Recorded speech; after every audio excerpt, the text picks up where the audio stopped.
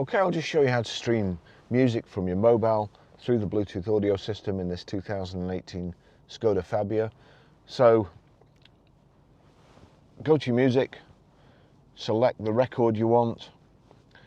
I'm just going to turn it down, but you'll see at the bottom there the silver triangle and the 3 silver circles.